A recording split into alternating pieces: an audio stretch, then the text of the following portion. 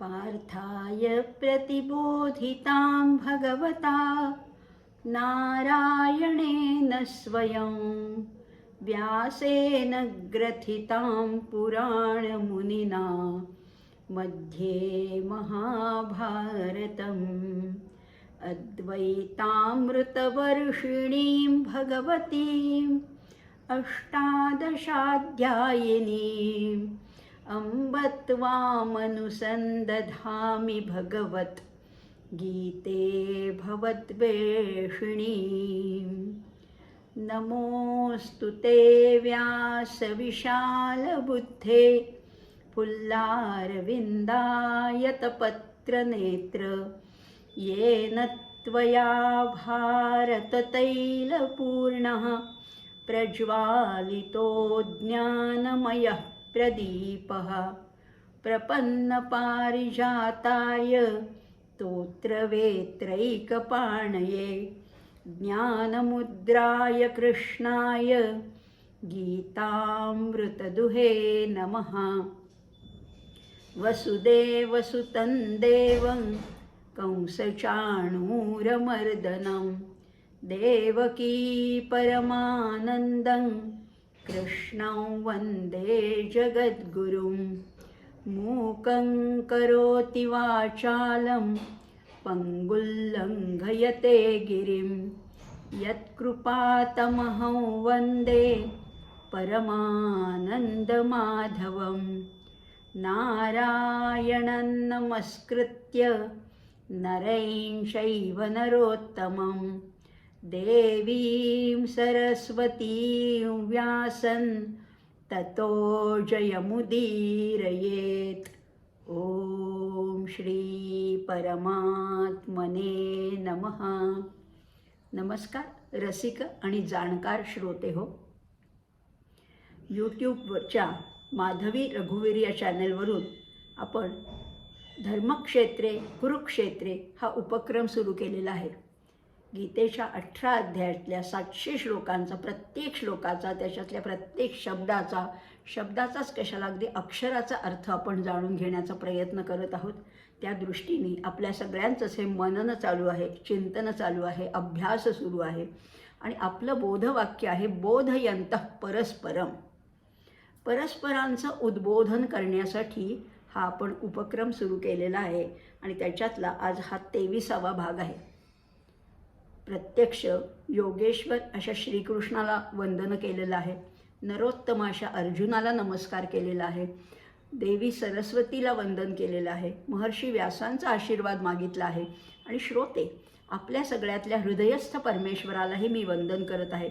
मला अगदी याची पूर्ण कल्पना आहे की आपल्या श्रोत्यांमध्ये सुद्धा अनेक विद्वान आहेत, अनेक विविध क्षेत्रातले कितीतरी लोक या गीतेचा अभ्यास करत आहेत। त्यामुळे हीच माझी नम्र भावना आहे की श्रोत्यांशिवाय वक्ता होऊ शकत नाही। वक्ता तो वक्तानो हे श्रोती यावेणं असं सांगून ठेवलेलं आहे आणि म्हणून आपणा सर्वांनाही वंदन करते आहे। आणि आज आपण कर्मयोगाचा अभ्यास करतोय। गेले 2 भागामध्ये आपण कर्मयोग म्हणजे काय हे जाणून घेतलं। गीतेमध्ये जरी कितीही योग असले, 18 अध्यायाचे 18 योग असले तरी प्रमुख योग 3च आहेत, ज्ञानयोग, भक्तियोग आणि कर्मयोग। ज्ञानयोग कसा आहे? कठीण आहे। ज्ञानयोग साधण्यासाठी कुशाग्र बुद्धिमत्ता हवी, अशी जशी अगदी माऊलींना लाभली होती, आचार्यांना लाभलेली होती, अगदी स्वामी विवेकानंद अशा अनेक थोर संतांना म्हणा, विभूतींना म्हणा, ही अत्यंत कुशाग्र बुद्धी लाभली होती आणि म्हणून त्यांना तो अभ्यास करणं सहज सोपं झालं।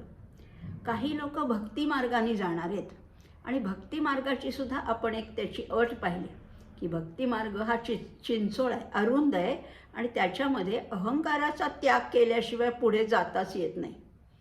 मग आम्हाला ज्ञानमार्ग झेपणारा नाही, भक्ती मार्ग नाही, तर मग आमच्यासाठी कर्ममार्ग आहे। अर्थात शेवटी कर्ममार्गसुद्धा तिथेच जाऊन मिळणार आहे जिथे हे 2 मार्ग जातात, तिथेच कर्ममार्ग पोचणार आहे।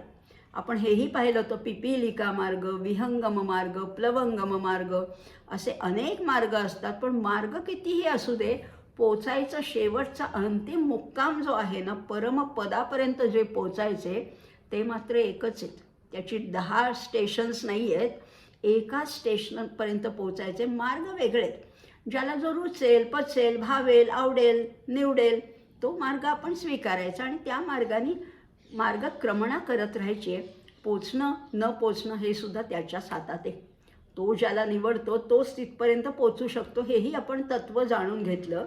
पण म्हणून निराश होण्याचं काहीच कारण नाही आहे. कर्ममार्ग हा आपल्याला मिळालेला एक अतिशय सुंदर असा हायवे आहे, मोठा रस्ता आहे. कुणीही चाला, तुम्ही सुंदर असा, कुरूप असा, शिकलेले असा, सुशिक्षित असा, विद्वान असा किंवा अगदी निरक्षर असा, श्रीमंत असा, गरीब असा, सत्ताधीश असा, राजा असा किंवा अगदी प्रजा असा, कुणीही तुम्ही असलात तरी कर्ममार्गावरनं चालण्याचा प्रत्येकाला अधिकार आहे. आणि तो कर्ममार्ग चालण्यासाठी अर्जुनाने आधी प्रश्न विचारला होता. अर्जुनाच्या प्रश्नाला उत्तर देता देता भगवंत त्याला सांगतायत स्वकर्म म्हणजे काय, स्वधर्म म्हणजे काय, कर्तव्यामध्ये तत्पर कसं राहायला हवं. कारण अर्जुन हा क्षत्रिय आहे आणि क्षत्रिय असूनसुद्धा तो युद्ध टाळू पाहतोय. त्याला युद्ध करायचं नाही आहे. क्षत्रिय असूनसुद्धा त्याला युद्धाविषयी अतिशय प्रेम होतं, अतिशय तो पराक्रमी होता, शूर होता, वीर होता, महाबाहू होता आणि तरीसुद्धा तो युद्ध टाळायचं म्हणतोय. आणि म्हणून भगवंत त्याला आता कर्माचा उपदेश करताय. उत्तम कर्म करूनसुद्धा तुला जे श्रेय प्राप्त करायचं आहे ना, कल्याण जे साधायचं आहे ते तुझं केवळ कर्तव्य कर्म करूनसुद्धा तुला तिथपर्यंत पोचता येईल. असं सांगताना भगवंतानी विहित कर्म म्हणजे काय, नियत कर्म म्हणजे काय आणि फार सुंदर संदेश दिला आहे. तो फक्त अर्जुनासाठी नाही आहे बरं का, तो आपल्यासाठी आहे. सामान्य प्रापंचिकांनीसुद्धा स्वकर्म हे कर्तव्य कर्म म्हणून अत्यंत निष्ठेने आचरलं तर मोक्षाचा मार्ग खुला आहे, हे आपल्याला अभिवचन दिलेलं आहे. पण अर्जुनाला भगवंत काय सांगतात ते म्हणतात नियतं कुरु कर्मत्वं. तू काय कर, नेमलेलं काम कर. आता नेमलेलं म्हणजे कोणाचं नेमलेलं, तर वर्ण, आश्रम, स्वभाव याच्यानुसार प्रत्येकाला काहीतरी काम नेमून दिलं आहे. आणि एकच काम नाही आहे, आपल्या परिस्थितीनुसार, आपल्या वयोमानानुसार आपल्या भूमिका बदलत असतात आणि त्यानुसार जे जे काम पुढे येईल ते उत्तम रीतीने कर्तव्य समजून आचरणात आणलं तर तेच त्या साध्याच कर्माचा सुद्धा कर्मयोग करता येतो. अर्जुनाचं कर्म काय होतं, अर्जुनाचं कर्म सांगताना एक अतिशय थोर ज्येष्ठ असे कवी आहेत श्रीराम आठवले, त्यांनी म्हटलेलं आहे युद्ध हेच विहित कर्म. अर्जुनाचं कर्म काय होतं, युद्ध हेच विहित कर्म. विहित कर्म हा स्वधर्म, दुर्जनास दंडणे यज्ञ हा दिसे नवा. हे समोर जे आहेत ना शत्रुपक्षामध्ये ते सगळे आतताई आहेत, ते चुकीचे वागणारे, अन्यायाने जाणारे आहेत. आणि म्हणून दुर्जनास दंडणे यज्ञ हा दिसे नवा. चाप बाण घे करी झुंज झुंज पांडवा, झुंज झुंज पांडवा. तू कसा आहेस अर्जुना, शूरवीर धीर तू, शूरवीर धीर तू, युद्ध हे तू जाण तू. कुकर्मी का रती घडे उठ जाग पांडवा. चाप बाण घे करी झुंज झुंज पांडवा, झुंज झुंज पांडवा. करते पण सोड सोड अर्जुना, करते पण सोड सोड देवाशी सख्य जोड. कर्मबंध मुक्त तू तत्क्षणीच पांडवा. चाप बाण घे करी झुंज झुंज पांडवा, झुंज झुंज पांडवा. ही अर्जुनाला आज्ञा दिलेली आहे. आणि तू काय करतोयस, करते पण तुझ्याकडे घेतोयस ना. मी करणारा, मी मारणारा, हे कर्तृत्वाचा अभिमान तुला जो आहे तो सोडून दे आणि देवाशी सख्य जोड. हे सगळं करवून घेणारा, तुझ्या करवी करवून घेणारा तो परमेश्वर कुणी वेगळाच आहे. त्याच्याशी तू सख्य जोड. आणि मग एवढं जरी केलंस ना तरी त्या कर्माच्या बंधनातनं तू मुक्त होशील. असं सांगून भगवंतानी अर्जुनाला एक यज्ञ कर्माचं महत्त्व पटवून दिलं होतं. कर्तव्य कर्म करणं किंवा निस्वार्थीपणाने समाजहितासाठी, राष्ट्रहितासाठी कुठलंही काम करणं हे यज्ञकर्मच होतं. आणि म्हणून तू हे यज्ञकर्म कर. हा स्वकर्म हाच स्वधर्म आहे आणि स्वधर्म हाच यज्ञ आहे असं सांगून भगवंत सांगत होते 9व्या श्लोकामध्ये. सगळी कर्तव्य कर्म आहेत ना ती यज्ञच आहेत सगळी. तुमचं माझं जे काही कर्म आहे ते सगळं यज्ञकर्मच आहे. पण म्हणजे व्यापार असू दे, नोकरी असू दे, अध्ययन असू दे, अध्यापन असू दे, ही सगळी शास्त्रविहित कर्म आहेत, ही सगळी यज्ञरूपच आहेत. आणि म्हणून अशी कर्म करत गेलं तर त्याच्यातनं आसक्ती नाहीशी होते आणि चित्तशुद्धी होत जाते. आणि म्हणून आपण काल पाहिलं होतं, मागच्या भागामध्ये आपण पाहिलं होतं, विहित कर्म मी नित्य करावे आस नसो चित्ती, निरीच्छ मानस तरीही असावी उल्लसित वृत्ती, कधीही नामी उल्लंघाव्या वेदाज्ञा वा श्रुती, परम सद्गुरु परमार्थाप्रत न्यावी माझी मती, जय जय सद्गुरु, जय जय सद्गुरु असं पाहिलं होतं आपण. आणि हे करण्यासाठी प्रजापतीने दिलेला आदेशही पाहिला होता आपण. मागच्या भागामध्ये प्रजापतीने काय सांगितलं होतं, जेव्हा ही सृष्टीची निर्मिती केली ना तेव्हाच यज्ञाची निर्मिती केली. कारण हा प्रजापती ब्रह्मदेव जो आहे त्यांनी ही सृष्टीची निर्मिती केली, पण जो निर्मिती करतो त्याच्याकडे त्याच्या पालनपोषणाची पण जबाबदारी येते, रक्षणाची सुद्धा येते. मग एकदा सृष्टी निर्माण केली आणि त्याचं कर्तव्य संपलं असं होत नाही. पण पुढे ही सृष्टी सुरळीतपणे चालण्यासाठी, त्याच्या सुचारू अशा व्यवस्थापनासाठी प्रजापतीने एक मंत्र दिला होता. तो मंत्र कुठला? तो म्हणाला होता, सहयज्ञा प्रजा सृष्ट्वा पुरोवाच प्रजापती अनेन प्रसविष्यध्वम. या यज्ञाच्या माध्यमातनं तुम्ही काय करा, हे यज्ञ उत्तम रीतीने आचरणात आणले तर ते तुम्हाला आवश्यक ती सामग्री पुरवतील, तुम्हाला कधीही कशाचीही ददात पडणार नाही. आणि प्रजापतीने त्याचं वचन पाळलेलं आहे. त्यांनी हे यज्ञ आपण जरी आपल्या कर्तव्यामध्ये चुकत असलो तरी प्रजापती त्याच्या कर्तव्यात चुकला नाही. कुणालाही उपाशी राहावं लागू नये इतकी ही वसुंधरा आपल्याला भरभरून देते. पण त्याचं जर का म्हणजे बघा, हे वसुंधरेचं कार्य अविरत चालूच आहे. तुम्ही एक दाणा पेरलात की त्याची अनेक कणसं तयार होतात. पण तरीसुद्धा त्याला पुष्टी येण्यासाठी आपलं काहीतरी कर्तव्य आहे का नाही? माणसाने यज्ञ कर्म आचरला पाहिजे. आणि मग त्याच्यासाठी काय करायचे, देवतांना प्रसन्न करून घ्यायचे. देवान भावयतानेन ते देवा भावयंतु वहा. हे म्युच्युअल अंडरस्टँडिंग आहे, परस्पर सामंजस्याने हे सगळं सोडवायचं आहे. तुम्ही देवतांना प्रसन्न करा, देवता तुम्हाला प्रसन्न करतील, तुम्हाला भरभरून देतील. हो, परस्परम भावयंत श्रेय परमवाप्स्यथ.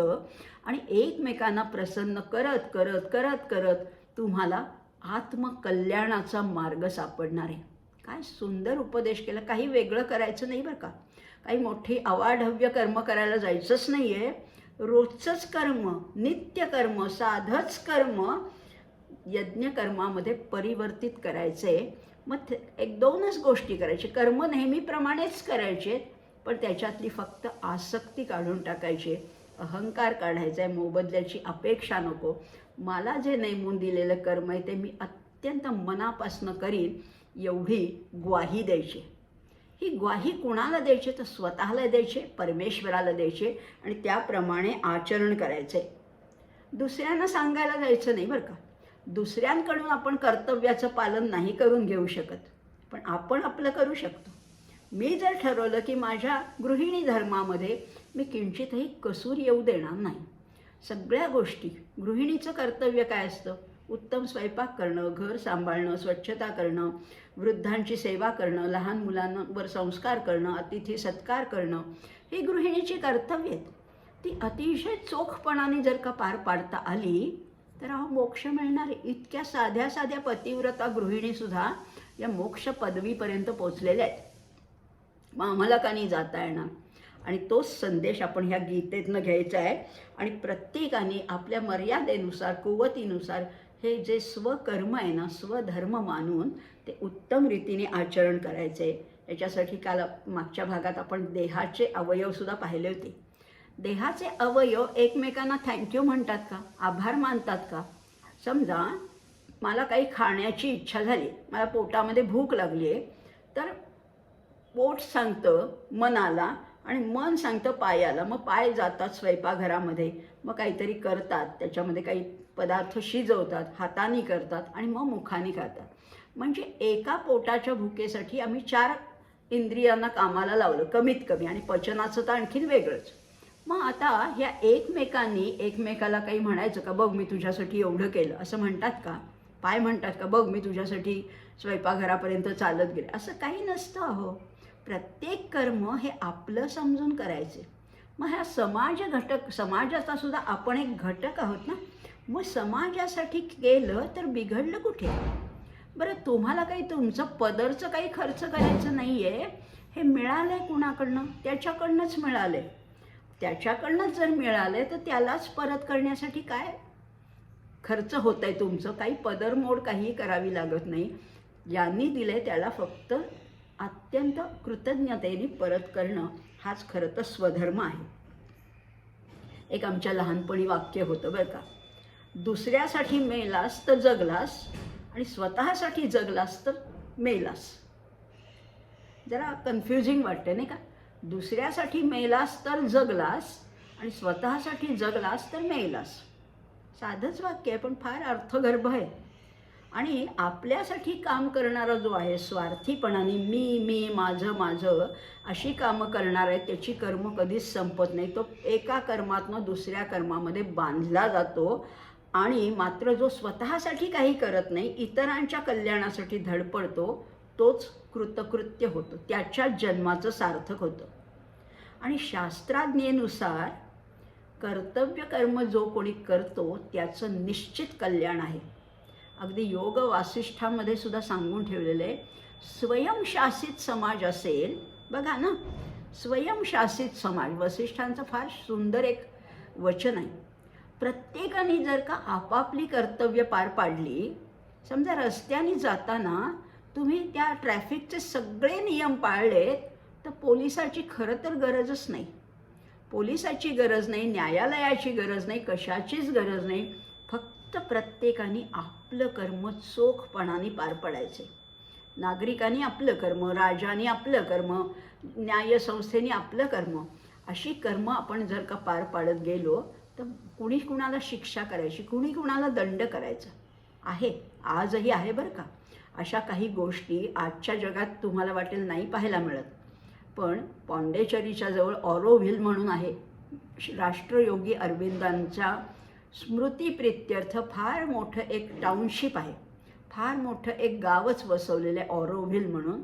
तिथे न्यायसंस्था नाही आहे, तिथे पोलीस नाही आहे, तिथे कुणीही कुणाला दंड करत नाही. असं आजही एक जागा आहे, कारण तिथे प्रत्येकजण निस्वार्थपणाने काम करतो. प्रत्येकजण निस्वार्थीपणाने आणि कुठलाही मोबदलासुद्धा न घेता काम करणारे असे तिथे पुष्कळ हजारो स्वयंसेवक आहेत. आणि ते काम अत्यंत सुरळीतपणे, अत्यंत सुसूत्रपणाने सुरू आहे. असं घडू शकतं. हे अर्थात वसिष्ठांच्या स्वप्नातलं आहे, किंवा समर्थांनी सुद्धा सांगितले आनंदवन भुवनी. मग असं आपल्याला नाहीच वागता येणार का?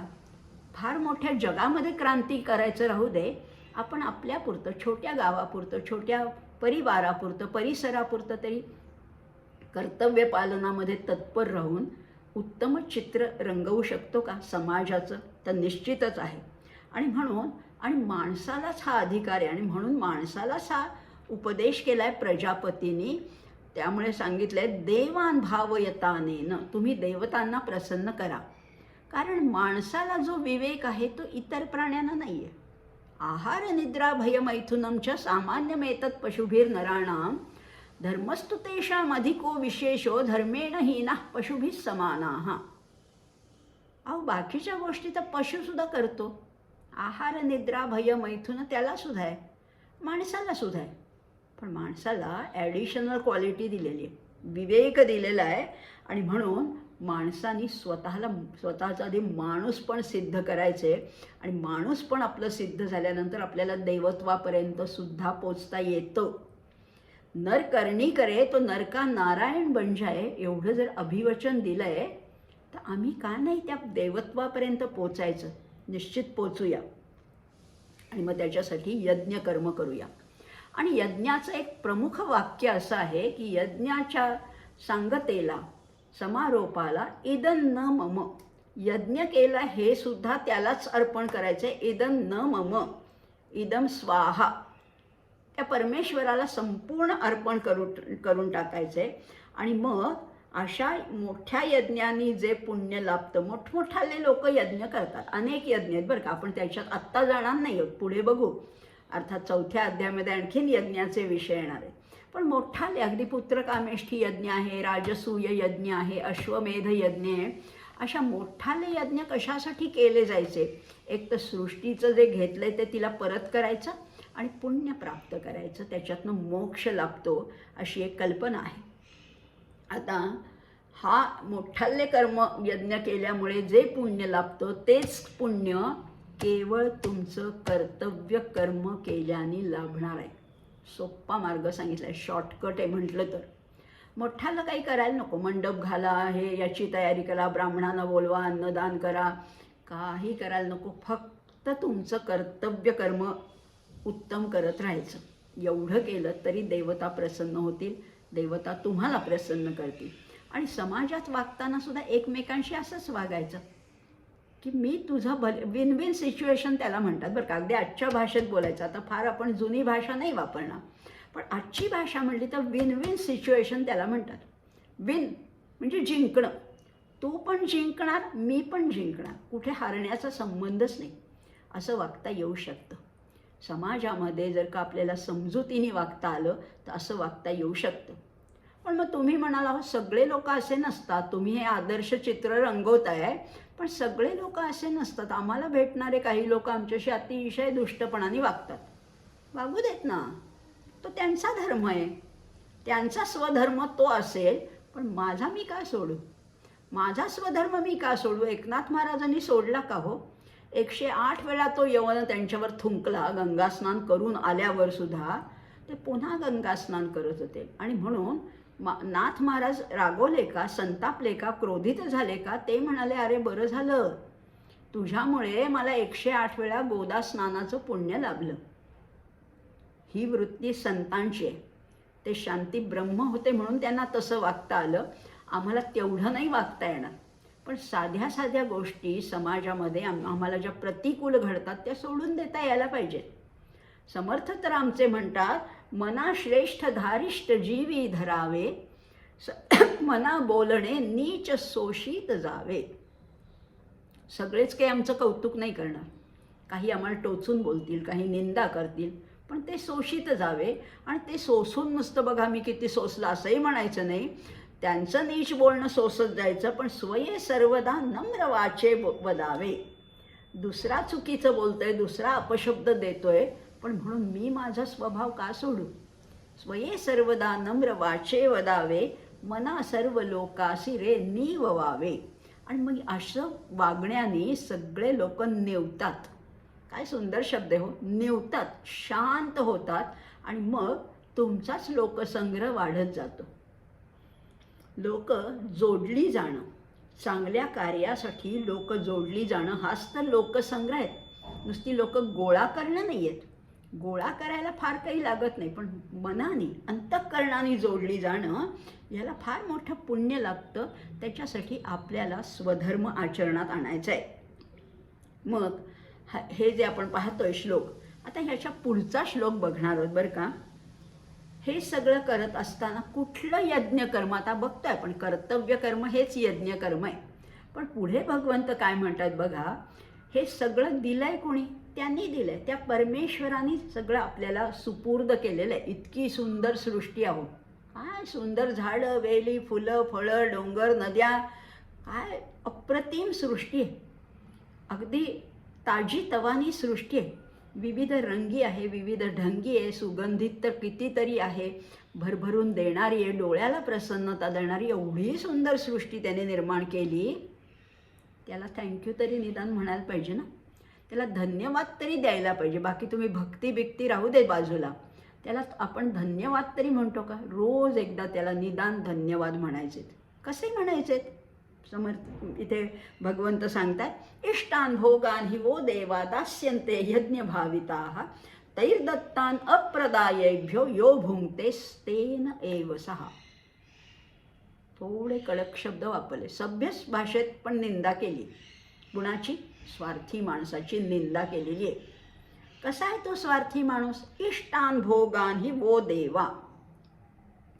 इष्ट भोग आहेत ना, आपल्याला अनेक भोग हवेसे वाटतात ना. इष्ट म्हणजे हवेसे असणारे. असे भोग कसे आहेत? तर ते इष्टान भोगान ही वो देवा. वहा वहा म्हणजे तुम्हाला जे देवानी जे भोग दिलेले आहेत ना, ते दास्यन्ते यज्ञ भाविताः, ते त्यांना जर का परत केले नाहीत, तैर्दत्तान अप्रदायेभ्यो, ते त्या यज्ञानी प्रसन्न होऊन देवतांनी तुम्हाला एवढे भोग दिलेले आहेत, ते त्याचे भोग घेताना, त्याचं सेवन करताना त्यांना त्यांचे भोग तरी द्या ना, त्यांचा वाटा त्यांना द्या. असं जो कोणी करत नाही त्याला चोर समजावा. अरेच्या, आम्हाला राग येतो बरं का, आम्हाला लगेच राग येतो. अहो, आम्ही चोर नाही आहोत, आम्ही सज्जन माणसं आहोत. आम्ही आमचं कमावतो. आम्ही कुणाच्या दुसऱ्याच्या धनावर डोळा ठेवत नाही आहे, दुसऱ्याच्या अन्नावर सुद्धा डोळा. आम्ही आमचं कष्टाने कमावले, आम्ही आमचं खातो आहे. पण तो चोर नाही हो. पण तुम्ही त्या भोग देता का? ज्याच्याकडनं मिळाले त्याला भोग देता का?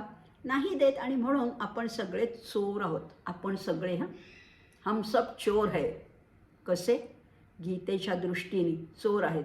मग हे चोर नको आहे आम्हाला व्हायचं. आम्हाला सज्जनपणाकडे जायचे. त्याच्यासाठी सुद्धा मार्ग सांगितला आहे. आता आधी या श्लोकाचा अर्थ बघू आणि मग पुढच्या श्लोकाकडे जाऊया. हे देवता आहेत ना, हे यज्ञाने पुष्ट झाल्यानंतर तुम्ही न मागताच तुम्हाला तुमच्या कर्तव्य पालनासाठी आवश्यक ती सामग्री देत राहतात. कर्तव्य पालन करायचे ना, कुठलंही कर्तव्य, क्षत्रिय असू दे, वैश्य असू दे, ब्राह्मण असू दे, शूद्र असू दे, तुम्हाला तुमचं कर्तव्य पालन करण्यासाठी देहधारणा, देहाचं भरणपोषण तर करावंच लागतं. प्रत्येकाला हा देह तगवण्यासाठी, जगवण्यासाठी त्याला खाद्यपदार्थ द्यावे लागतात, अन्न द्यावं लागतं. मग हे सगळं तुम्हाला दिलेलं आहे. कुणी? त्या परमेश्वराने कर्तव्य पालनासाठी दिलं आहे. पण त्याचा उपयोग तुम्ही कर्तव्य पालनासाठी न करता दुसरीकडेच केला आहे, चुकीच्या कामासाठी केला आहे, तर त्याला त्याचा राग येतो. आणि दुसरं असं आहे बघा, इथे वो शब्द आहे. इष्टान भोगान ही वो देवा. आता वो म्हणजे काय आहे? वहा असा शब्द आहे खरं तर. युष्माकम कळतंय. युष्माकम म्हणजे तुम्हाला. त्याचंच वैकल्पिक रूप आहे. म्हणजे युष्माकम वापरा किंवा वहा वापरा. आणि वहाचं वो झालेलं आहे. मग हे जे तुम्हाला जे भोग मिळालेले आहेत ते तैर्दत्तान अप्रदाय एभ्य. एभ्य म्हणजे दुसऱ्यांसाठी, यांच्यासाठी जर का तुम्ही दिले नाहीत. थोडंसं आणखीन व्याकरणही समजून घेणार आहोत. आता बघा ना, निसर्ग सारखा परोपकार करत असतो. आपण निदान डोळे उघडून स्वच्छ अंतःकरणाने निसर्गाकडे नुसतं बघूया. निसर्ग किती परोपकार करत असतो. काही मागतो का तो त्याच्या बदल्यात? काहीच मागत नाही. परोपकाराय फलंती वृक्षाः, परोपकाराय वहन्ति नद्यः, परोपकाराय दुहन्ति गावः, परोपकाराय सतां विभूतयः. झाडं वेली म्हणतात का ही फळं माझी आहेत तर मीच खाईन म्हणतात का? अहो, भरभरून देतात. तुम्ही जितकी तोडाल तेवढी आणखीन देत आहेत. मग हे वृक्ष परोपकारातूनच ही सगळी फळं आपल्याला देत असतात. नद्या म्हणतात का मी स्वतःचं पाणी मीच पिन, तुम्हाला नाही देणार म्हणतात? नाही. परोपकाराय वहन्ति नद्यः, परोपकाराय दुहन्ति गावः. गायीसुद्धा आपलं दूध तुमच्यासाठीच देतात, परोपकारासाठीच देतात. अहो, सज्जनांचं वैभव जे आहे ना, सताम विभूतयः, सज्जनांचं वैभव आहे ते परोपकारासाठीच असतं. त्याच्यातनं तरी काहीतरी धडा घेऊया. आपलं वैभवसुद्धा आपल्याला परोपकारासाठी वापरायचं आहे. जितकं तुम्ही देत राहाल तितकं तुम्हाला मिळत राहणार आहे. एका हाताने द्या, एका हाताने घ्यायचं आहे, पण त्याचं डांगोरा पिटायचा नाही आहे. मी एवढं दान केलं, मी असा आहे, मी तसा आहे, मी दानशूर आहे, असं काही म्हणायचं नाही. नेकी कर और कुएं में डाल, एवढंच आहे. आपण उत्तम रीतीने काम करायचे, कर्तव्य करायचे, आपल्याला जे मिळालं ते दुसऱ्यांवर उधळून द्यायचे. हेच निसर्गाकडनं खरं तर शिकायला पाहिजे. पण माणूस कसा आहे, स्वार्थी आहे, अतिशय स्वार्थी आहे. माणसाला ही जी सामग्री मिळालेली आहे ना, ही सुद्धा त्याने कुठे मिळवली? तुम्ही हे असं शरीर मागितलं होतं का? तुम्ही बनवलं आहे का? नाही. या पंचमहाभूतांनी हे शरीर बनवलं आणि मग त्याच्यात माझा जन्म झाला. म्हणजे जे मला मिळालं आहे, काही जे असेल, बळ असेल, योग्यता असेल, पद असेल, अधिकार असेल, सामर्थ्य आहे, धन आहे, संपत्ती आहे, संस्कार आहेत, हे सगळं कुणीतरी मला दिलं आहे. माझं याच्यात शून्य कर्तृत्व आहे. किंवा शरीर, मन, बुद्धी, इंद्रिय हे सुद्धा माझं नाही आहे. मग ज्याच्याकडनं हे मिळालं त्याच्या सेवेतच तर ते लावायला पाहिजे ना. म्हणजे निष्काम भावनेने वागता यायला पाहिजे. आणि ह्या सगळ्यात त्याहीपेक्षा एक वरची गोष्ट अशी आहे की सतत घेण्याचा भाव नको, नेहमी देण्याचा भाव असला पाहिजे. आणि तुम्ही दिलत ना तर तुम्हाला काहीही कमी पडणार नाही आहे. जितकं द्याल तितकं तुम्हाला मिळत राहतं. हा निसर्गाचा नियम आहे. आता हे जरी सगळं खरं असलं तरी आम्हाला फार राग आला आहे हो. आम्हाला भगवंत चोर म्हणतात, स्तेन म्हणतात. स्तेन म्हणजे चोर आहे.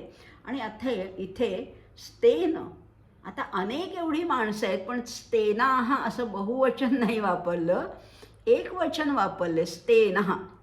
ये काय म्हटलेलं आहे, यो भुंगते स्तेन एव सहा. यहा भुंगते, यहा म्हणजे जो त्याचा उपभोग घेतो तो चोरच समजावा. आता इथे एक वचन का वापरलं आहे? कारण अहो भोगामध्ये माणूस एकटाच असतो. जरी म्हटलं की हे सगळे माझे नातेवाईक आहेत, हे माझे कुटुंबीय आहेत, तरी भोगामध्ये माणूस अतिशय स्वार्थी असतो. अतिशय स्वार्थी असतो. तो एकटाच जास्तीत जास्त भोग स्वतःला मिळावेत इतका माणूस स्वार्थी. अगदी पत्नी असेल, मुलं असेल, त्याहीपेक्षा मला मिळावेत इतका स्वार्थी आहे. आणि हा मनुष्य अज्ञानामुळे त्याला ज्या मर्यादा आहेत त्याचा सगळा भंग करून टाकतो. कारण दुसऱ्याची सेवा करण्यासाठी जी सामुग्री मिळाली आहे ती तो स्वतःसाठी मिळाली असं समजतो. हे शरीर माझं, ही इंद्रिय माझी, हे पोट माझं, हे रूप माझं, ही विद्वत्ता माझी, सगळं माझं माझं माझं समजतोय. आणि मग हा त्याचा अधिकार समजतो. म्हणजे काय, मी एवढा हुशार आहेच आहे, विद्वान आहेच आहे, मग मी एवढं लोकांकडनं घेतलं तर काय बिघडलं? असं नाही आहे. हे तुला विद्वत्ता मिळाली आहे, व्यासंग मिळाला आहे, रूप मिळालं आहे, संपत्ती मिळाली आहे, काय जे मिळालं आहे ते त्यांनी दिलेलं आहे. मग त्याच्यासाठीच वापरायचं आहे. आणि मग माणूस काय करतो, जे स्वातंत्र्य त्याला मिळालं आहे त्याचा दुरुपयोग करतो. आणि म्हणून त्याला चोर म्हटलेलं आहे. मात्र खरा कर्मयोगी जो असतो त्याची दृष्टी शरीरावर नाही आहे. तो शरीराशी बांधला गेलेला नाही आहे, शरीराला चिकटलेला नाही आहे. त्याचा संबंध आहे तो आत्म्याशी. धन्योहम, आचार्यांचं स्तोत्र आहे धन्याष्टकम. किंवा निर्वाण षटकामध्ये सुद्धा म्हटलेलं आहे चिदानंद रूप शिवोहम शिवोहम. मन बुद्धी अहंकार हा मी नाहीच आहे.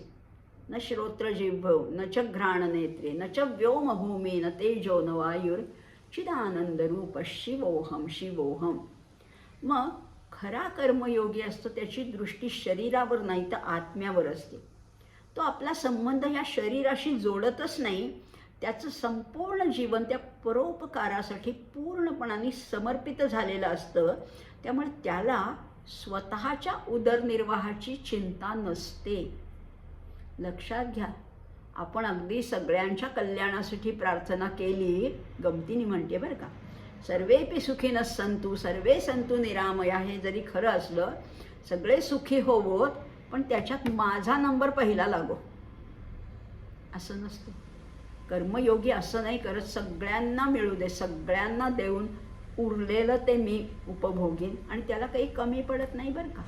भगवंतांचं अभिवचन आहे अहो, योगक्षेम वहाम्यहम.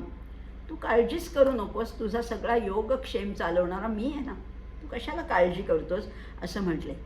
आणि खरंच आहे, ज्यांनी चोच दिली तो चारा देतोच की. असं कुणालाही उपाशी राहायला लागणार नाही, इतकी व्यवस्था त्या परमेश्वराने प्रत्येकाची केलेली आहे. साधं अगदी माणसाचं उदाहरण घेतलं तरी बाळाचा जन्म होण्यापूर्वीच त्या मातेच्या स्तनामध्ये मधुर असं दूध निर्माण करणारा कोण आहे? तोच आहे. गाईचं वासरू जन्मतःच तिच्या स्तनाला अगदी लुचायला लागतं. त्या स्तनामध्ये मधुर दूध कुणी निर्माण केलं आहे? त्या परमेश्वराने. मग एवढं त्यांनी सगळं केलं आहे, त्याला एक नमस्कार सुद्धा आम्ही नाही करायचा. त्याच्या कृतज्ञतेने त्याला आळवायचे, त्याला धन्यवाद द्यायचे.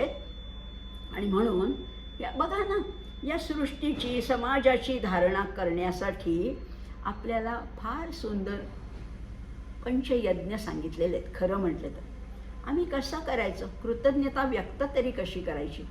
आधी पहिल्यांदा प्रत्येक गृहस्थाला किंवा गृहिणीला 5 प्रकारच्या हिंसांचं पाप लागत असतं. 5 प्रकारच्या गोष्टी आपण करत असतो, कळत किंवा न कळत. कुठल्या 5 प्रकारच्या गोष्टी आपण करतोय?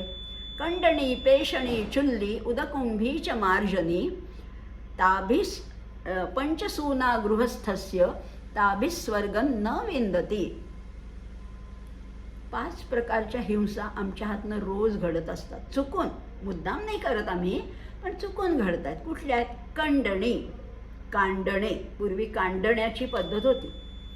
धान्य कांडत असताना त्याच्यामध्ये कधीतरी चुकून एखादा जीव जंतू, किडा मुंगी जात असेल, हिंसा होते. दिसलं सुद्धा नसेल डोळ्याला, पण कांडण्याने हिंसा होते. पेषणी, पिसना. पेषणी हा संस्कृत शब्द आहे, पण त्याच्यावरनं हिंदी शब्द आले पिसना. किंवा चक्की जे आहे, जातं जे आहे, त्याच्यावर दळत असताना सुद्धा हिंसा होऊ शकते. कंडणी, पेषणी. चूल पेटवताना सरपण गोळा करून जेव्हा आम्ही चूल पेटवतो त्याच्यात सुद्धा काही जीवजंतू असू शकतात, त्याच्यातनंही हिंसा आहे. उदकुंभी, पाणी भरून आणताना, नदीवरून पाणी भरून आणताना त्याच्यातही हिंसा. आणि मार्जनी, सडा संमार्जन करताना सुद्धा जीवजंतूंची किंचित का होईना हत्या होते. म्हणजे ह्या 5 प्रकारांनी, कंडणी, पेषणी, चुल्ली, उदकुंभीच्या मार्जनी, या 5 प्रकारांनी माणसाकडनं, गृहस्थाकडनं हिंसा होत असतात. तुम्ही म्हणाल आता कुठे, आम्ही काय आता जात्यावर दळत नाही, काही नाही. पण हिंसा होतच नाही का आपल्याकडनं? उलट जास्त होती आहो. कितीतरी हिंसा आमच्याकडनं घडतीये. मग या हिंसांना काही उपाय नाही का? प्रायश्चित्त नाही का? आहे ना, लगेच प्रायश्चित्त सांगून ठेवले. 5 प्रकारच्या हिंसा, त्याला 5 प्रकारचे यज्ञ. कुठले यज्ञ आहेत बघूया ना. त्याच्यासाठी आपल्याला हा अभ्यास करायचा आहे. साध्या नुसतंच गीतेतलं तत्त्वज्ञान समजलं एवढंच आपली मर्यादित झेप नाही आहे. आपल्याला स्वतःचं आयुष्य गीतेनुसार बेतता आलं पाहिजे, आखता आलं पाहिजे. आणि त्यामध्ये आपल्याला स्वतःला बसवता आलं पाहिजे. आणि ते सुद्धा आनंदाने, बरं का, जबरदस्तीने, बळजबरीने कुणीतरी आपल्यावर मुद्दाम असं सांगितलं आहे म्हणून नाही. अतिशय आनंदाने तुमचं आत्ताचं आयुष्य जसं जगतायत त्यापेक्षा किंचित वेगळ्या रीतीने आपण जगायचा प्रयत्न करूया. मग त्याच्यासाठी सांगितलं आहे, ह्या ज्या 5 प्रकारच्या हिंसा आहेत ना, पंचसूना कृतं पापम पंचयज्ञैर व्यपोहती. 5 प्रकारच्या हिंसा आहेत, तर त्याला 5 प्रकारच्या यज्ञामुळे त्या हिंसा, त्याचं प्रायश्चित्त होतं. कुठलेही 5 प्रकारचे यज्ञ आहेत? पंचयज्ञ, बरं का. बघूया आता. पण तुम्ही म्हणाल यज्ञ वगैरे करायला आम्हाला वेळ नाही, बरं का. इतके अवघड नाहीच आहेत अहो ते यज्ञ. यज्ञ नाव आहे, पण आपण आता यज्ञाची नीट व्याख्या समजून घेतली आहे की नाही, यज्ञाचा भावार्थ समजून घेतला आहे, गर्भितार्थ समजून घेतला आहे. यज्ञ म्हणजे तुमच्या डोळ्यासमोर जे चित्र येते तसा यज्ञ नाहीच आहे. मग कुठले 5 प्रकारचे यज्ञ आहेत? आधी नावं बघूया आणि मग त्याच्यामधलं सगळं प्रत्येकाचं सुस्पष्ट असं विवरणसुद्धा बघूया.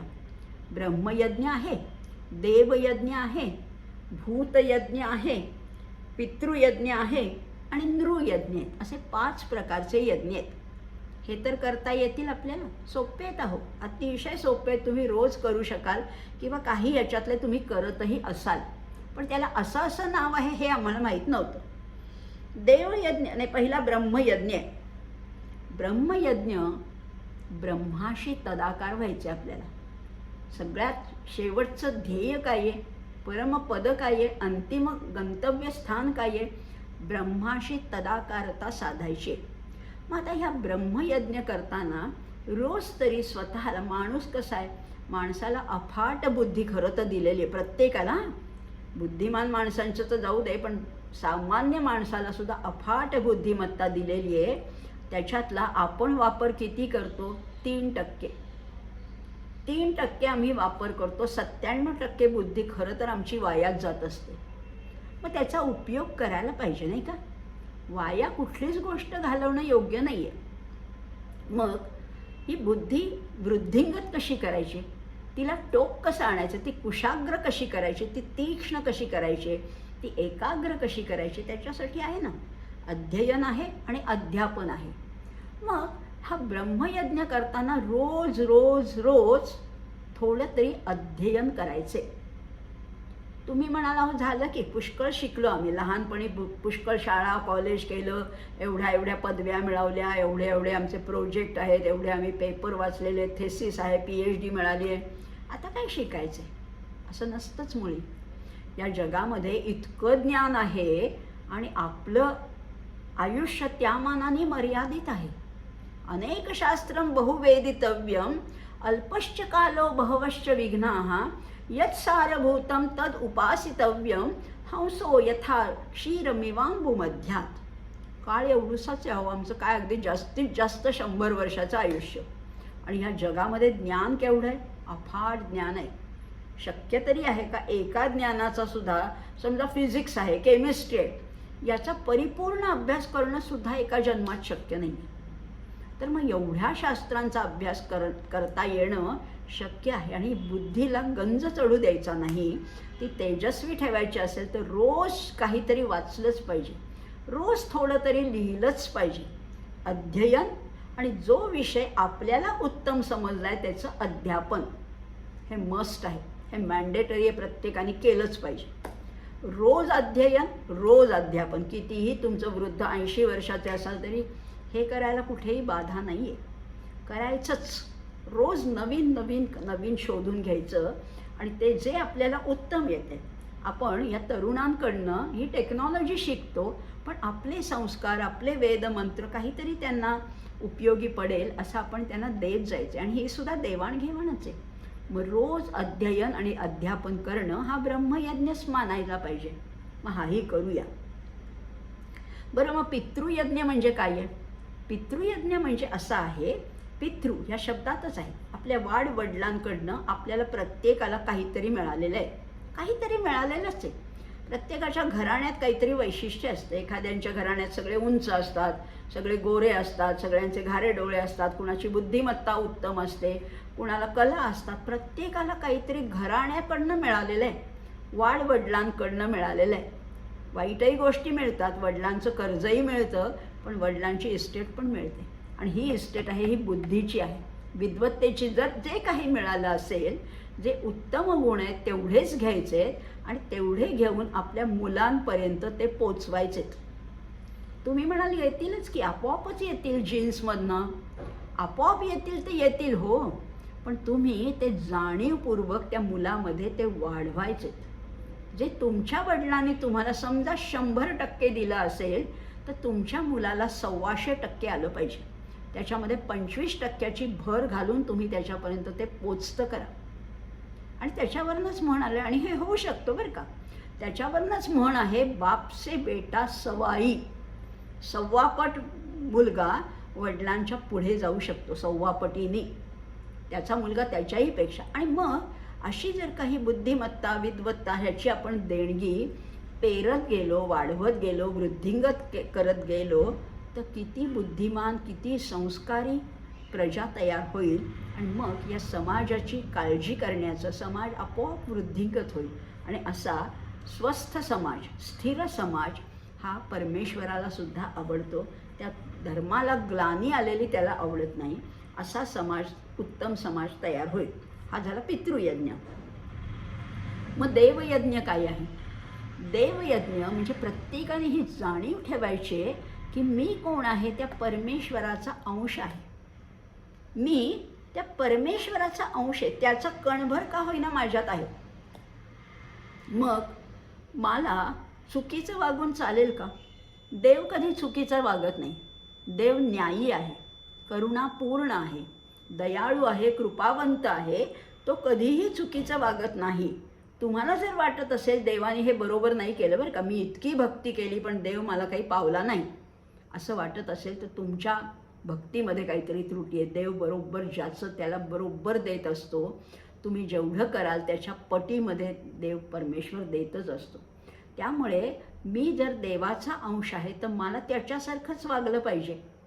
म्हणजे बघा ना, त्याच्याशी तदाकार व्हायचं असलं तर आपल्याला त्याच्यासारखंच वागता यायला पाहिजे. म्हणजे दूध दुधात मिसळतं, तेल तेलात मिसळतं, पाणी पाण्यात मिसळतं, रॉकेल रॉकेलमध्ये मिसळतं.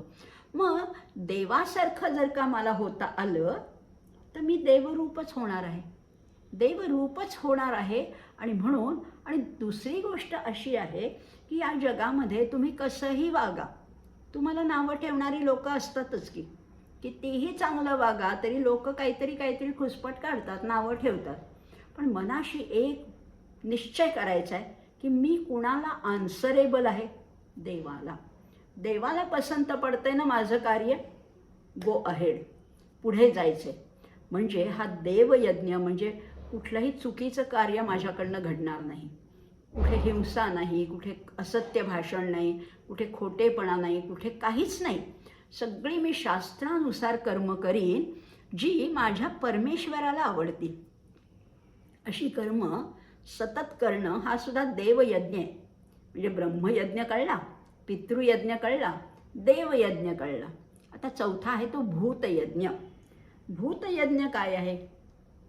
तर सगळ्या जसा माझ्यामध्ये परमेश्वर आहे तसं या भूतमात्रात सुद्धा, या मुंगीत सुद्धा परमेश्वर आहे, त्या हत्तीत सुद्धा आहे, त्या डायनासोरमध्ये सुद्धा आहे, उंटात आहे, कोल्ह्यात आहे, सिंहात आहे आणि सशात सुद्धा आहे. सगळीकडे आहे. फुलपाखरात सुद्धा तोच परमेश्वर आहे. मग या भूतमात्रामध्ये सगळंच हे जग विष्णुमय जग, वैष्णवांचा धर्म असं जर असेल तर या भूतमात्रांविषयी माझ्या मनामध्ये प्रेम असायला पाहिजे, करुणा असायला पाहिजे, मैत्रीचा भाव असायला पाहिजे. आणि म्हणूनच उत्तम भक्ताच्या लक्षणामध्ये सांगितलं सर्व भूतहिते रताः. या भूतमात्रांविषयी कळवळा पाहिजे. उगीच कुणाला दुखवायला जायचंच नाही. माझ्या मार्गाने मी चालणार, तो कुत्रा त्याच्या मार्गाने चालेल, तो सर्प त्याच्या मार्गाने चालेल, तो गरुड त्याची झेप घेईल. मी त्याच्यामध्ये अडथळा बनायचं नाही आहे. त्यांच्याविषयी प्रेमभावना ठेवायची. हा भूतयज्ञ आहे. आणि नृयज्ञ म्हणजे काय? किंवा मनुष्ययज्ञ म्हटलेलं आहे त्याला, नृयज्ञ. आपल्याकडे कुणीही आलं, आता माणूस आहोत ना आपण, माणसं आहोत, त्यामुळे अतिथी सत्कार हे माणसाचं कर्तव्य आहे.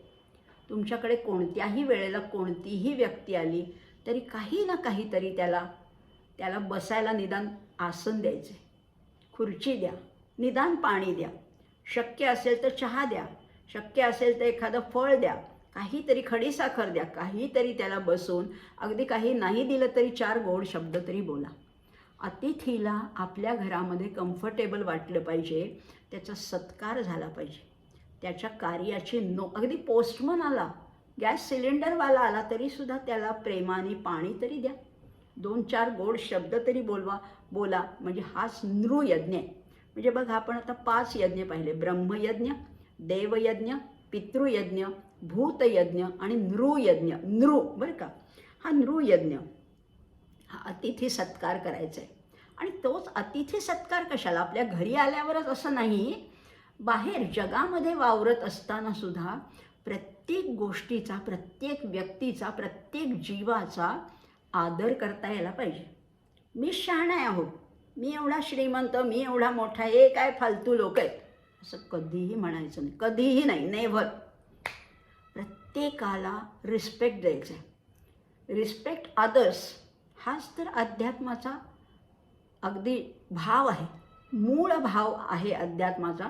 प्रत्येकाला आदर द्या, पण प्रत्येकामध्ये देवाचाच अंश आहे. त्यामुळे या भूतमात्रांना प्रत्येकाला रिस्पेक्ट अदर्स हे वचन आपण निश्चित लक्षात ठेवूया. आता बघा ना, हे कर्म करत असताना कर्म साधच करायचे, तेच कर्म करायचे जे रोज तुम्ही करता. पण भावना भेद असेल तर त्याच्यामुळे त्या साध्या कर्मामध्ये अंतर पडतं. बघा हां, एका ठिकाणी असं एक रस्ता चालला होता. अगदी निर्जन असं एक गाव होतं, ओसाड गाव होतं आणि तिथे काहीतरी त्या गावामध्ये पोहोचण्यासाठी रस्ता बांधण्याचं काम चाललं होतं. कुठे झाड नाही, आडोसा नाही, विश्रांती नाही. असे मजूर काम करत होते त्या रस्त्यावर. एका मजुराला विचारलं, "काय करताय?" तो म्हणलं, "बघा ना, कसला वैताग आहे ना. काय ते ऊन, काय ते सुट्टी देत नाही आम्हाला, काही नीट पगार मिळत नाही, अमकं नाही, हे काहीतरी काम करतोय आम्ही आपलं." असं म्हणून तो वैतागून ते काम करत होता, ते दगड फोडत होता.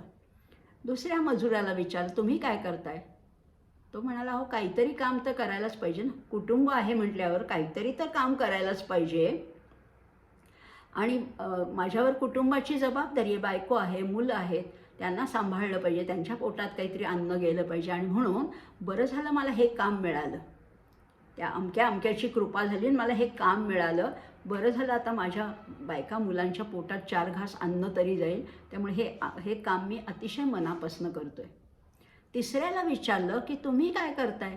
तेव्हा तो म्हणला, "अहो, फार पुण्याचं काम आहे. फार पुण्याचं काम आहे. हा रस्ता आहे ना, तो त्या देवळापर्यंत जाणार आहे. म्हणजे त्या देवळामध्ये त्या देवाचे जे भक्त येतील त्यांच्या पायाला त्रास होऊ नये, त्यांना सुकरपणे सुगम असा हा मार्ग बनवण्यासाठी परमेश्वराने माझी नेमणूक केली. हे माझं केवढं भाग्य आहे. माझं केवढं भाग्य आहे, कारण मला त्या परमेश्वरापर्यंत जाण्याचा रस्ता तयार करण्यासाठी मला निवडले. हेच मी किती भाग्यवंत आहे." काम तेच होतं बरं का. काम तेच होतं, पण तिन्ही मजुरांची उत्तरं ही वेगळी होती आणि ह्याच्यातनंच तर आपल्याला गुण कळतात. पहिला होता तो तमोगुणी होता, तो सगळ्या कामावरच आधी वैतागला होता. दुसरा होता तो रजोगुणी होता, स्वार्थी नव्हता पण शेवटी त्याला बायको मुलांची काळजी होती. आणि तिसरा होता तो सत्वगुणी होता. तो म्हणाला की "अहो, परमेश्वराचं काम करतोय मी." म्हणजे काम तेच असतं, पण भावनातल्या भेदामुळे त्याच्यामध्ये अंतर पडतं. म्हणजे परमार्थी माणसाचं काम असतं ते आत्मविकासक असतं आणि स्वार्थी माणसाचं जे काम असतं ते आत्मबंधक ठरतं. आता जो खरा कर्मयोगी आहे ना, आता कर्मयोग हा आपला विषय चाललाय.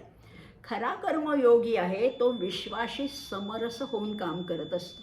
खरा कर्मयोगी त्याला आपपर हा भेद सुद्धा राहत नाहीये. अयम निजः परो वेती गणना लघुचेतसा उदारचरितानां तू वसुधैव कुटुंबकम. असा खरा कर्मयोगी विश्वाशी अगदी समरस झालेला असतो आणि असा समरस झाल्यामुळे तो आपलं आयुष्य नियमित करतो. मागच्या भागामध्ये आपण पाहिलं, संयमनामध्ये जबरदस्ती आहे आणि नियमनामध्ये स्वेच्छा आहे. खरा कर्मयोगी आपलं आयुष्य, आपली दिनचर्यासुद्धा नियमित करतो, नियमामध्ये स्वतःला बांधून घेतो. आणि जो मनुष्य नियमामध्ये स्वतःला बांधतो, आपल्या जीवनाला शिस्त लावतो, त्याच्याकडे भरपूर वेळ शिल्लक असतो. भरपूर वेळ शिल्लक असतो. मग हा कर्मयोगी जो खरा आहे तो काय करतो, तो म्हणजे कुठलाही स्त्री असू दे किंवा पुरुष असू दे, की तुळशीला पाणी मी रोज घालणारच. गोग्रास पूर्वी पद्धत होती. आपण जेवण्यापूर्वी त्या गायीसाठी एक घास अगदी छोट्याशा केळीच्या पानावर, कर्दळीच्या पानावर एवढूसा घास त्या गोग्रास म्हणून ठेवला जायचा. काकबळी, कावळ्यासाठी सुद्धा अन्न ठेवलं जायचं, वैश्वदेव केला जायचा. मग ह्या सगळ्यासाठी काय असायला पाहिजे, तर या भूतमात्राविषयी स्वतःच्या मनामध्ये एक कळवळा असायला पाहिजे, एक आदर असायला पाहिजे. किंवा अतिथी जेवल्याशिवाय काही गृहस्थ पोटात अन्नसुद्धा घेत नव्हते, की अतिथी आपल्या घरी येणं हा गृहस्थाचा बहुमान समजला जायचा. अतिथी म्हणजे कोणी भिकारी नाही आहे, त्याला तुसडेपणाने वाढायचं नाही आहे. त्याला आल्यावर बसायला आसन द्यायचं, पाय धुवायला पाणी द्यायचे, उत्तम त्याला भोजन द्यायचं. हा अतिथी सत्कार आहे. मग हा अतिथी सत्कार करत असताना सगळ्या प्राणीमात्रांविषयी सुद्धा तोच भाव असायला पाहिजे. म्हणजे पशु, पक्षी, वनस्पती या सगळ्यांविषयी आत्मीयता पाहिजे, आत्मोपम्य वृत्ती पाहिजे. त्यांच्याशी समरसता साधता आली की मग त्यांच्या रूपानेच परमेश्वर प्रसन्न होत असतो. त्यांच्या रूपानेच परमेश्वर प्रसन्न होत असतो. आणि म्हणून ते काम करताना भक्तिभावाने करायचं. कुठलंही काम करा पण ते अत्यंत मनापासून करायचे, भक्तिभावाने करायचे. शेतीमध्ये एक म्हण आहे बरं का, ओली पेर आणि खोली पेर. म्हणजे काय आहे, ते बी पेरायचे ते कसं पेरायचे, ओली पेर. त्या जमिनीला ओलावा असला पाहिजे. वृक्ष कोरड्या वाळलेल्या जमिनीमध्ये बी रुजत नाही. मग त्या जमिनीला मध्ये ओलावा असायला पाहिजे, मॉइश्चर असायला पाहिजे. असं जर असेल त्यामुळे ओली पेर. आणि तरीसुद्धा म्हटलेले खोली पेर. खोल पेरायचे, वरवर नुसती अशी बी टाकलं तर ते रुजत नाही. ओली पेर खोली पेर. आता ह्याचाच उपयोग आपण ह्या कर्मयोगशास्त्रामध्ये कसा करून घ्यायचा आहे. प्रत्येक कर्म करताना ते ओली पेर असायला पाहिजे, म्हणजे त्याच्यामध्ये अंतःकरणाचा ओलावा असायला पाहिजे. आणि खोली पेर म्हणजे ते कर्म उत्कृष्ट करता यायला पाहिजे. आणि म्हणून आपण स्वतःला सुद्धा बजावायचे, कुठलंही कर्म करताना ओली पेर खोली पेर असं जर का कर्म आम्हाला आचरणात आणता आलं, ईश्वर भक्ती पाहिजे. ओली पेर म्हणजे, आणि ते कर्म उत्तमच करायचं, कसं तरी नाहीच करायचं. कुठलंच कर्म कसं तरी नाही करायचं, पाट्या टाकल्यासारखं करायचंच नाही, त्याच्यामध्ये जीव ओतायचं आहे. असं जर का कर्म केलं तर ते भगवंताला पसंत पडतं. त्याच्यामुळे तो प्रसन्न होतो आणि तुम्हाला भरभरून देतो. पण मिळण्यासाठी नाही करायचं, हे मनापासूनच करायचं. मिळो न मिळो त्याच्यापेक्षा पलीकडे आपल्याला जायचं आहे. मग आता पुढे म्हणतायत, यज्ञशिष्टाशिनः संतो मुच्यन्ते सर्व किल्बिषैः भुंजते ते त्वघम पापा ये पचंती आत्मकारणात. मग अशी स्तेन म्हटलं होतं आपल्याला, नाही का, चोर म्हटलं होतं, तेव्हाही आपल्याला राग आला होता. आताही भगवंत म्हणतात की असे जे लोक स्वतःसाठी अन्न शिजवतात ते पापच भक्षण करतात. अरे अच्छा, मग आम्ही काय करायचं? आम्ही तर स्वतःसाठीच अन्न शिजवतो, आम्ही काही दुसऱ्यांसाठी नाही शिजवत. मग काय म्हणायचं काय भगवंतांना? बघूया आता त्याच्यातला आम्हाला न समजलेला गर्भितार्थ बघूया ना. आम्हाला काही एकदा वाचून सगळंच समजत नाही, पुन्हा पुन्हा वाचल्यावर काहीतरी डोक्यात शिरतं. काय म्हणतायत भगवंत, यज्ञशिष्टाशिनः संतो. बघा, एक एक शब्द आपण बघणार. यज्ञ पाहिलं आता आपण, कळलं आम्हाला यज्ञ म्हणजे काय. निस्वार्थीपणाने समाज कल्याणासाठी केलेलं कुठलंही काम ते म्हणजे यज्ञ आहे. शिष्ट, शिष्ट म्हणजे उरलेलं. आता यज्ञामध्ये अन्नदान असतं आपल्याला माहिती आहे, आणि त्याच्यातलं जे उरलेलं आहे म्हणजे जे प्रसाद रूप आहे बरं का. उरलेलं म्हणजे शिळपाकं असं नाही म्हणायचं, जे प्रसाद रूप आहे सगळ्यांना वाटून. आत्ताच आपण पाहिलं, काकबळी आहे, वैश्वदेव आहे, गोग्रास आहे, अतिथी सत्कार आहे, या सगळ्यांना देऊन जे उरेल, शिष्ट. अशिनः संतो, अशन म्हणजे खाणं. या यज्ञातलं उरलेलं प्रसाद समजून जो कोणी भक्षण करतो त्याला एक अलौकिक लाभ होतो, अनंतपटीचा लाभ होतो. तर तो कोणता आहे? मुच्यन्ते, तो मुक्त होतो. मुच धातू आहे, मोकळा होतो. कशातून? सर्व किल्बिषैः, सगळ्या प्रकारच्या पापातनं आणि पुण्यातनं सुद्धा तो मुक्त होतो. किल्बिषचा अर्थ नुसतंच पाप नाही आहे बरं का. पाप जेवढं बंधनकारक आहे तेवढं पुण्यसुद्धा बंधनकारक आहे. मग किल्बिषमध्ये पाप आणि पुण्य दोन्ही येतं. आणि मागे पाहिलंच होतं की आपण स्थितप्रज्ञाचं नाही पण दुसऱ्या अध्यायामध्ये सांख्ययोगामध्ये आपण पाहिलं होतं, बुद्धियुक्तो जहातीह उभे सुकृत दुष्कृते. जो बुद्धीशी जोडला जातो तो दोन्हीचा त्याग करतो, सुकृताचा आणि दुष्कृताचा, पापाचा आणि पुण्याचा दोन्हीचा त्याग करतो. मग इथे म्हणलेले सर्व किल्बिषैः, सगळ्या कर्मातनं तो मुक्तच होतो. कोण? जो यज्ञातलं उरलेलं अन्न अतिशय आनंदाने प्रसाद समजून जो सेवन करतो तो सगळ्या कर्मातनं मुक्त होतो. त्याला कशाचंही बंधन पडत नाही, कशाचाही लेप लागत नाही. त्याच्या त्या कर्मातून, त्याच्या वासनेतून पुन्हा जन्म नाहीच, तो मोकळाच झाला. पण लगेच पुढच्या चरणामध्ये याच्या विरुद्ध स्थिती सांगितली. कारण पुढे तू आले ना, आपलं आता ठरलं आहे, तू आलं की मागच्या श्लोकाशी विरोध दाखवायचा आहे. आता एका श्लोकामध्ये वरती एक स्टेटमेंट केलं आहे की यज्ञातलं उरलेलं अन्न प्रसाद समजून जो सेवन करतो तो सगळ्या पापातनं, सगळ्या कर्मबंधनातनं लिप्त होत नाही तर मुक्त होतो. मग पुढे तू म्हटलेलं आहे, तू ते अघम भुंजते. कोण? ते अघम भुंजते. कोण? पापा, जे पापी लोक आहेत ते अघ म्हणजे पापाचंच भक्षण करतात. कोण? ये पचंती आत्मकारणात, जे स्वतःसाठीच अन्न शिजवतात असे पापी लोक त्याच्यातून ते पापच भक्षण करतात. म्हणजे जे कुणालाही काहीही देत नाहीत, फक्त माझ्यापुरतं, मी आणि माझं एवढंच ज्यांचं विश्व असतं, ते जणू काही पापच भक्षण करतात. आता इथे ये पचंती जरी म्हटलं असलं, पच धातू आहे, पच म्हणजे पकवणे, शिजवणे. मग आता हे पचंती जरी असलं तरी इथे फक्त शिजवणे एवढा नाही आहे, तर सगळीच जी कार्य आहेत ह्याला उपलक्षणा म्हणतात बरं का. पचंती हे उपलक्षणेने घ्यायचे. म्हणजे पुढेही बघणार होतो आपण, श्रोत्रादीनींद्रियाण्यन्ये, फक्त श्रोत्राचा उल्लेख आहे, पण त्याच्यामध्ये बाकी सगळं आलं, चक्षुष, रसना, त्वचा वगैरे सगळं आलं. उपलक्षणा म्हणजे एक प्रतिकात्मक एकच शब्द वापरला आहे, पण त्याच्या पाठोपाठ सगळ्या क्रिया येतात. म्हणजे खाणं, पिणं, चालणं, बसणं, उठणं, सगळ्या क्रिया जो फक्त स्वतःसाठी करतो, सगळं स्वतःसाठी जो आहे, आणि तो त्याला म्हटलेलं आहे तो पापच भक्षण करतो. त्या पापाचंच सेवन तो करत असतो. भुंजते ते तू अघम पापा, अघ आपण शब्द गेला आपल्याला मागे. भुंजते तू अघम पापा ये पचंती आत्मकारणात. मग असं तर आपल्याला करायचंच नाही. मग रोज कुठनं यज्ञ करणार?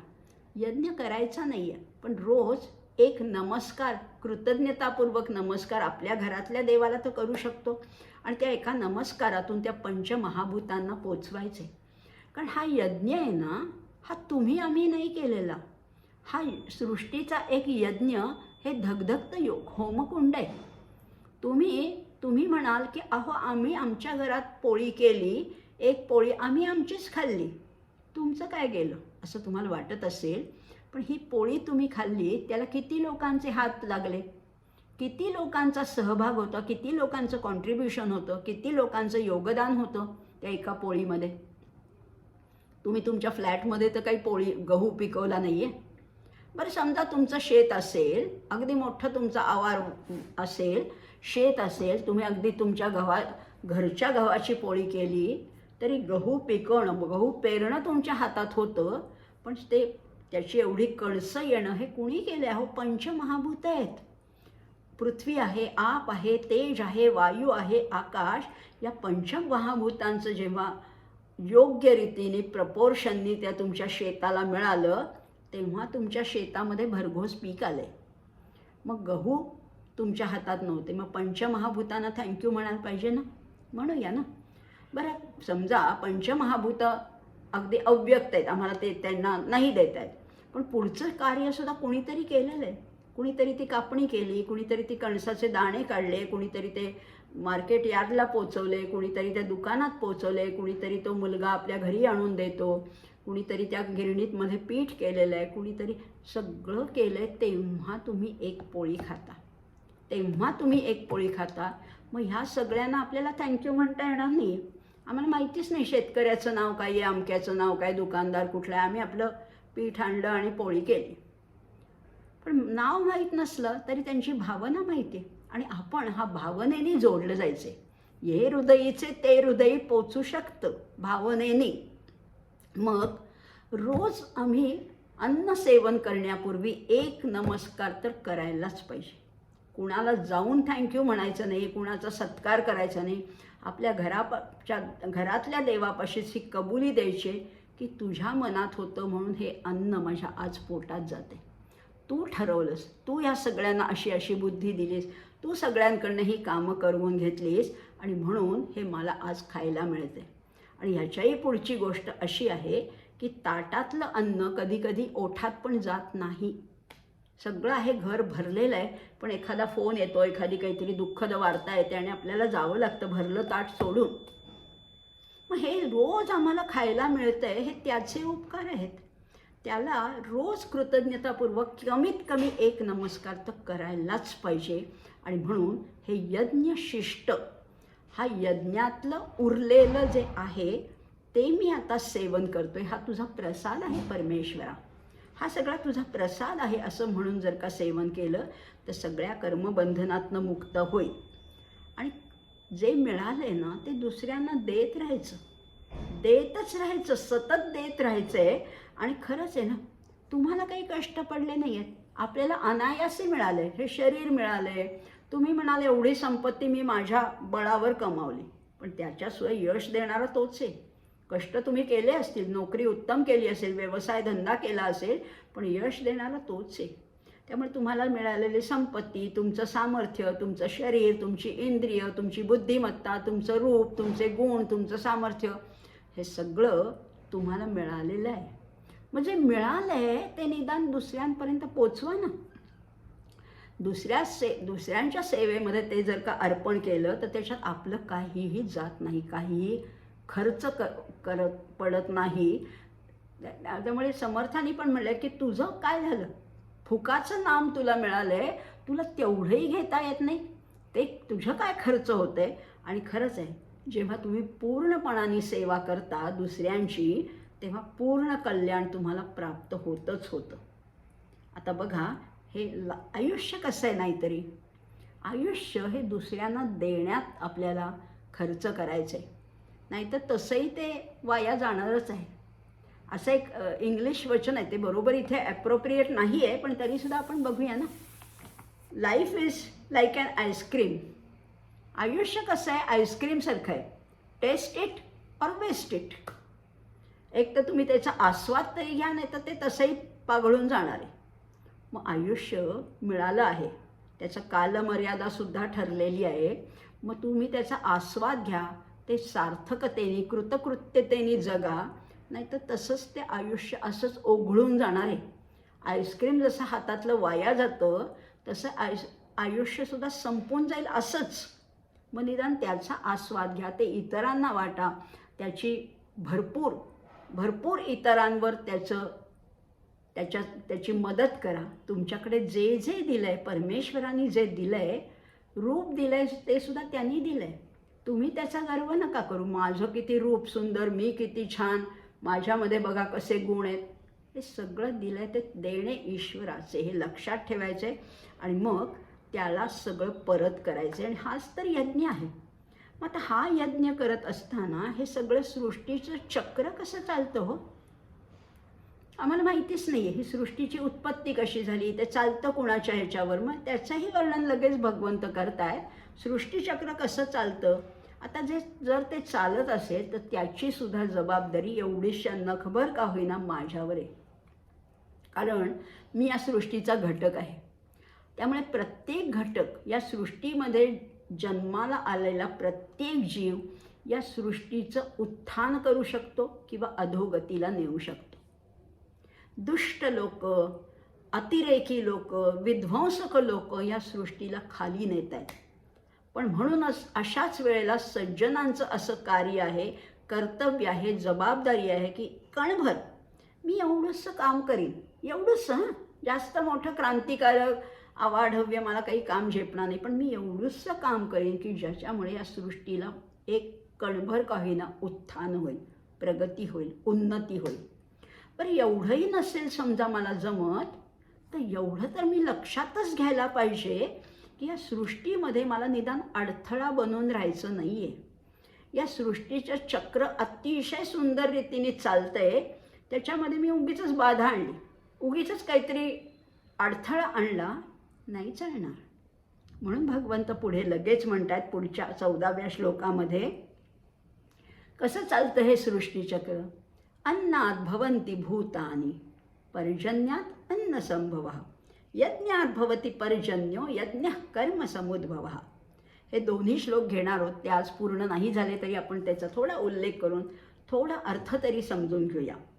अन्नात भवन्ति भूतानि पर्जन्यादन्न संभवा यज्ञात भवति पर्जन्यो यज्ञः कर्म समुद्भवः. मग कर्म कशापासून होतं, कर्म ब्रह्मोद्भवं विद्धि ब्रह्माक्षर समुद्भवं तस्मात् सर्वगतं ब्रह्म नित्य यज्ञे प्रतिष्ठितम् अन्नात भवन्ति भूतानि. एवढं तर माहिती आहे, आपलं शरीर जे चाललंय ते अन्नावरच चाललेलं आहे. आता अन्न म्हणजे काय, बरं, स्थिती, या शरीराची स्थिती अन्नावर अवलंबून आहे हे आम्हाला कळलं, पण आमचा जन्मसुद्धा अन्नातनंच आहे.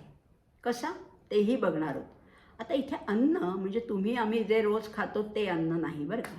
वरण भात भाजी पोळी चटणी कोशिंबीर हे अन्न नाही. तर अन्न कशाचे, अन्नाची व्याख्या काय केली आहे, प्राणाचं पोषण करण्यासाठी जे सेवन करावं लागतं ते अन्न. प्राणाचं पोषण करण्यासाठी जे सेवन करावं लागतं ते अन्न.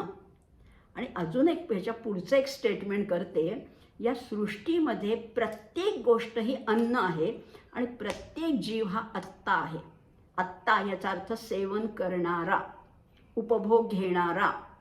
प्रत्येकजण, तुम्ही आम्ही आत्ता आहोत. आत्ता म्हणजे सेवन करतोय. आणि आपणही कुणाचं तरी अन्न आहोत.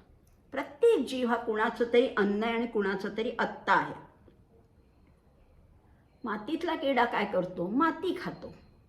किड्याला कोण खातं, चिमणी किंवा पक्षी किड्याला खातात. त्या पक्ष्यांना आणखीन कुठले तरी प्राणी खातात. मग त्या प्राण्यांना शिकारी मारतो. शिकारी म्हणजे शिकारी जरी माणूस असला तरीसुद्धा त्याच्या मृत्यूनंतर त्याचा देह एक तर जाळला जातो किंवा पुरला जातो आणि मग पुन्हा तो किडा मुंगींच्या तोंडी पडतो, भक्ष्यस्थानी पडतो. किंवा वेगळं उदाहरण घेऊया, बकरी काय करते, बकरी गवत खाते. वाघ काय करतो, वाघ बकरीला खातो. अशी ही सगळी साखळी आहे. बरं, बकरी गवत खाते, पण गवतासाठी काय अन्न आहे, तर त्या मातीतली जी घटक द्रव्य आहेत, पोषण मूल्य जी आहेत ते गवत ही माती खातं. असं करत करत ही सगळी अन्नाची साखळी आहे, ही सगळी चेन आहे. आपल्याला राग येईल, पण खरंच आहे, माणूससुद्धा मृत्यूनंतर कुठल्या तरी किडामुंगीच्याच भक्ष्यस्थानी पडतो.